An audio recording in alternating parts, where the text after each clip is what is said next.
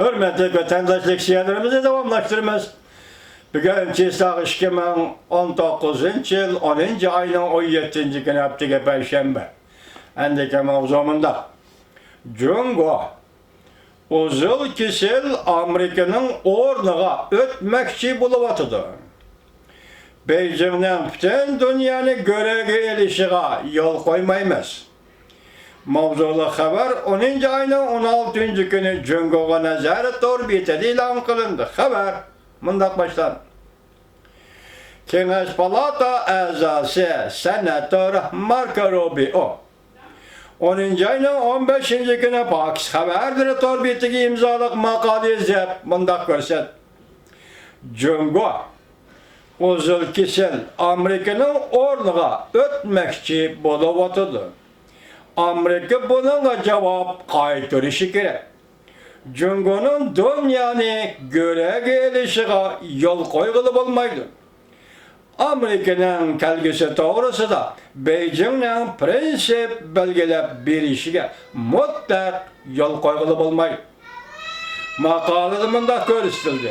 Ötken bir neçe gün içinde Houston'da raketa basketbol komandası müdiri Daryl Morey Şang'ını kollap Twitter'da kaldırgan bir cümle söz.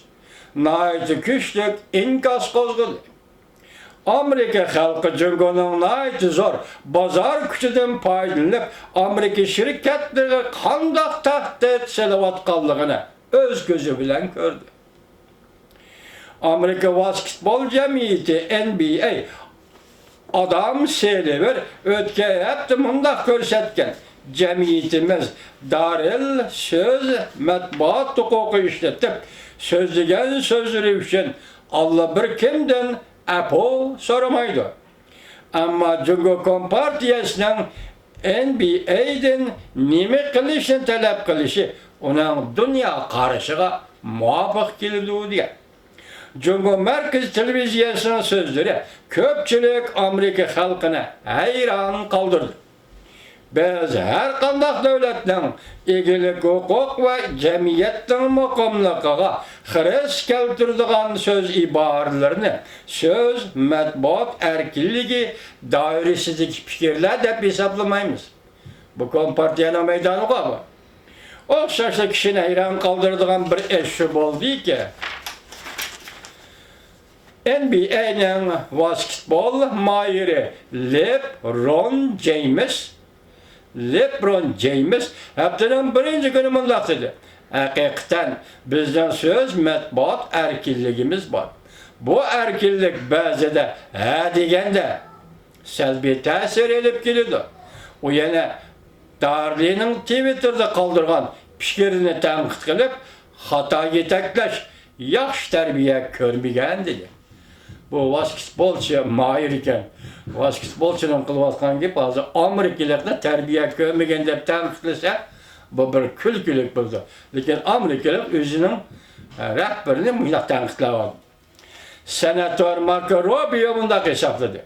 Bu vakadagi Amerika yekka alda muamele kılmaydı. Ayrım vaka dep karamaydı.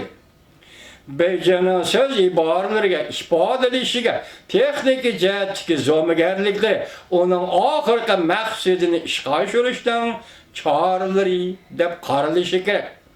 Cungo Amerika ve başka sanatlaşken devletlerinin o'rniga o'tib, Cungo Amerika ve başka sanatlaşken devletlerinin o'rniga o'tib, hem de iqtisod, harbiy ishlar ve medeniyet işleri bo'yicha dünyada yetekçi orunda turadigan devletke aylanmakçı buluvatıdır.